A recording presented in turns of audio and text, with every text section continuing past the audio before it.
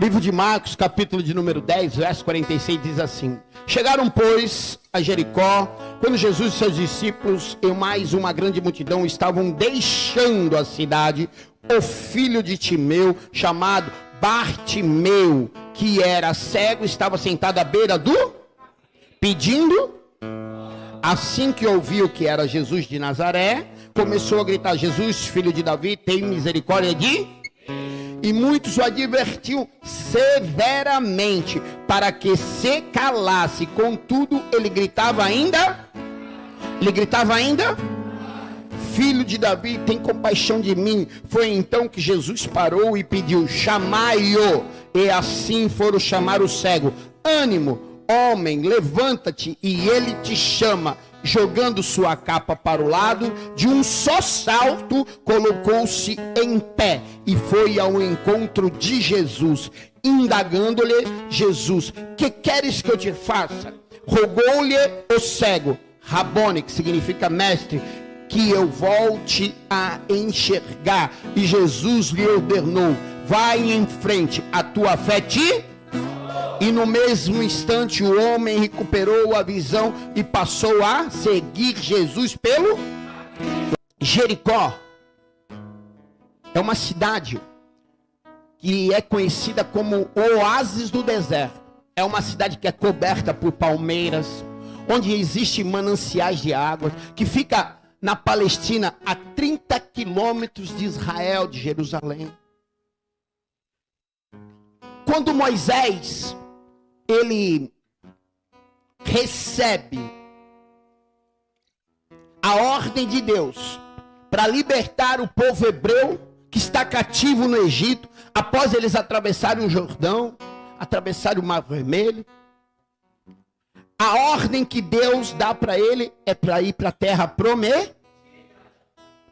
Só que o povo, por sua teimosia, por sua rebeldia, fica 40 anos andando no deserto. O Senhor traz pão fresco do céu, água fresca da rocha, cordizes, são carnes, vinda do céu para aquele povo. Guiava o povo com nuvens durante o dia. À noite, o deserto, à noite, ele inverte, ele é muito frio. E aí o Senhor cercava o povo com colunas de fogo. É um aquecedor mesmo.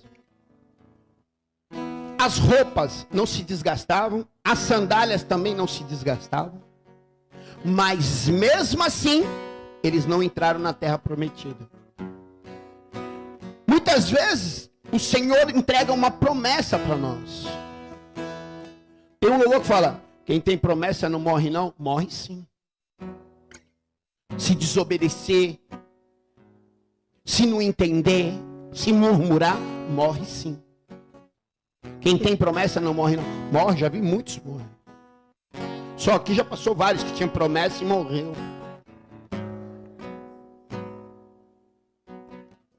Um dia um homem subiu no altar e falou assim: presta atenção naquilo que você canta. E é verdade.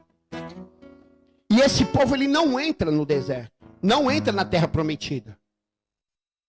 Aí morre Moisés, o Senhor levanta Josué. E Josué, ele tem a incumbência de levar aquele povo ao lugar que o Senhor prometeu. Mas aí já não é mais os pais, são os filhos. Os pais morreram. Moisés morre, o povo envelhece, o povo morre. E os filhos, Josué tem a incumbência de levar para o mesmo lugar, para a mesma direção. E a ordem que o Senhor dá para Josué: entre em Jericó. Porque Jericó, eu vou falar, é um lugar de refresco. Jericó é a cidade que tem mananciais de água. Jericó é a cidade que no deserto tem sombra. E o Senhor, Ele está olhando para mim e para você, e olhando e dando uma ordem. Olha só, Jericó. Sabe, o Senhor te tirou do deserto, do lugar de um sol escaldante, onde você fadigava, e está te colocando aqui dentro, em Jericó, numa cidade que abriga, a cidade que é prometida de Deus, que pelo povo israelita era conhecida como a terra prometida, porque era Canaã. Eles achavam que Jericó era um Canaã de Galileia, era a terra prometida. E o Senhor dá a ordem para Josué: leva o povo agora para Jericó. Só que em Jericó tem os cananeus, os amorreus, os jebuseus, são vários povos filisteus tomando conta daquilo que Deus deu para mim e para você. E em Jericó há grandes muralhas, cidade protegida. Mas o Senhor deu uma ordem: Jericó. E talvez você olhe para você hoje, assim como aquele povo que já tinha, olha só, aquele povo ele já vinha desanimado. Por quê? Porque os seus pais não chegaram. Então preste atenção. Quantas vezes você tentou e falhou? Quantas vezes você tentou chegar em algum lugar e parou no meio? Talvez você começou algo quantas vezes e não concluiu. E isso fica em nossa mente, isso fica em nosso coração. E muitas vezes, para você recomeçar algo, é muito difícil. Porque tem a frustração, tem as lembranças do passado. E você fala: eu acho que eu não vou conseguir, porque eu já tentei. Mas preste atenção. Todos os homens de sucesso, antes deles conseguirem chegar nesse sucesso que eu falei, eles fracassaram muitas vezes. Eu falo aqui muitas vezes que eu conheci o fracasso, e do fracasso posso falar, porque eu fracassei em todas as áreas da minha vida para chegar aqui hoje, estar nesse altar como pastor. Eu fracassei como pai, como marido, como filho, como empresário. Eu fracassei em todas as áreas. Preste atenção no que eu estou falando. Se você fracassou hoje, preste atenção. Para alguns o fracasso pode ser uma grande perda, mas para outros pode ser um grande alicerce, para um recomeço, para uma vida nova. Então não fique olhando o seu passado como uma perda. Olhe o seu fracasso e o seu passado como um trampolim para o sucesso.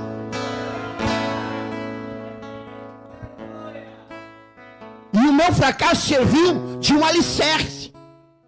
E o seu passado também pode servir hoje de um alicerce. Sabe, a consciência, eu digo que não presta para nada na sociedade para te acusar. Você não vai conseguir, você já perdeu. Mas o Espírito Santo que está aqui nesse lugar hoje está falando para você que se você quer, você consegue. Porque é o querer que muda todas as coisas. E é o amor de Deus que te impulsiona todos os dias para frente.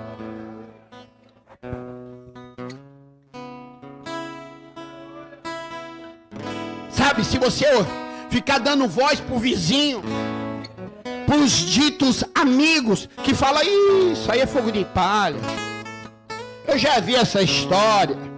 Não dê ouvido para essas pessoas, mas comece a escutar a voz de Deus. E a voz de Deus está dizendo assim, que não quer os capacitados, Ele quer te capacitar. Ele capacita os escolhidos. O Senhor não está procurando diplomas, pessoas diplomadas, não. O Senhor está procurando pessoas que querem estar disponíveis. Quando o profeta Isaías tem a revelação e ele sobe aos céus, ele vê o Senhor sentado ao alto sublime trono. Ele vê os serafins, e os serafins tinham 6 asas, com 2 voavam, com 2 cobriam os pés, e com outras 2 escondiam os rostos. Ele viu a santidade e a glória de Deus, e ele diz assim: ai de mim, Senhor, que vivo no meio de um povo impuro, e ando com lábio impuro. Ele reconhece ali, perante a Deus, perante a glória de Deus, a sua pequenez. Ele se humilha. Ele não diz assim: eu sou o cara, não. Ele fala assim: ai de mim, Senhor, de estar na tua presença. Sabe, muitas pessoas perderam o temor de Deus, mas glória a Deus para os valentes de Cristo que estão aqui nesta manhã, que ainda tem temor de Deus.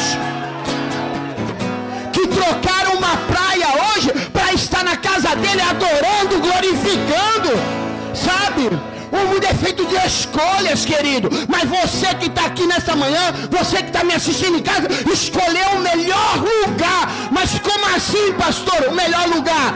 Marta escolheu trabalhar, mas Maria escolheu estar aos pés do Senhor. E você escolheu os melhores lugares e quer estar aqui escutando a palavra de Deus.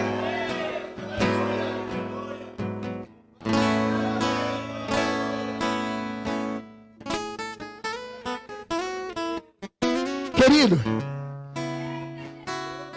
preste atenção. Entre esse povo que já estava desanimado, que já tinha reconhecido que os seus pais fracassaram, Josué, que viu o grande líder dele fracassar, porque Moisés também não chegou.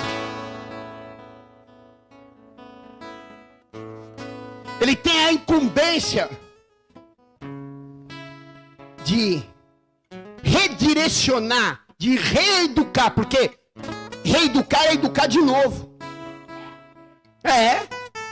Ele tem a incumbência de reeducar um povo, redirecionar um povo e dar ânimo, dar força. Por isso que no começo de Josué, o Senhor vai falar assim, Josué, medite na palavra da lei, dia e noite, não se desvie nem para a direita, nem para a esquerda, porque assim os seus passos serão prósperos. Porém, não temais, tem de bom ânimo. É isso que o Senhor está falando para você.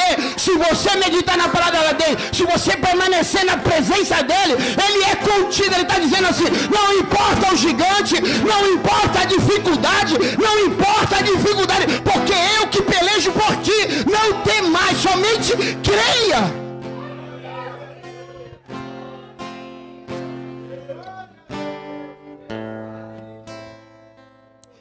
E Josué leva esse povo, dando um ânimo, firme nas promessas, segurando a palavra, a espada todos os dias, meditando todos os dias, sendo fiel àquilo que Deus, sendo obediente, sem murmurar, não cometendo os mesmos erros. Mas preste atenção, entre o povo e Jericó tem uma muralha. Fala muralha. Tem uma muralha. E o Senhor disse para Josué, e eu quero ler para você. Josué, entrego nas tuas mãos hoje Jericó, seu rei e seus homens de guerra. Vós todos os combatentes, dai uma volta ao redor da cidade, cercando uma vez, e assim eu farei durante mais 6 dias. 7 sacerdotes levarão cada um seu chofar, sua trombeta feita de chifre de carneiro, à frente da arca. E no 7º dia marcharão todos 7 vezes ao redor da cidade, e os sacerdotes tocarão a trombeta. E então, quando tocarem as trombetas, soarem ao longo toque, e todo o povo bradará um forte grito de guerra, e as muralhas ruirão, e o povo atacará este lugar onde estiver posicionado. Sabe o que o Senhor está falando para você aqui nessa manhã? Entre você e a presença tem uma muralha. Eu não sei qual é essa muralha, você que sabe. Talvez seja as suas dificuldades, talvez seja o seu complexo de inferioridade, talvez seja a sua enfermidade, eu não sei. Mas tu sabes. Mas entre você e Jesus, entre você e a presença, tem que quebrar as muralhas. É você que tem que derrubar as muralhas, porque o Senhor está dando estratégia nesta manhã para você. Qual é a estratégia, pastor?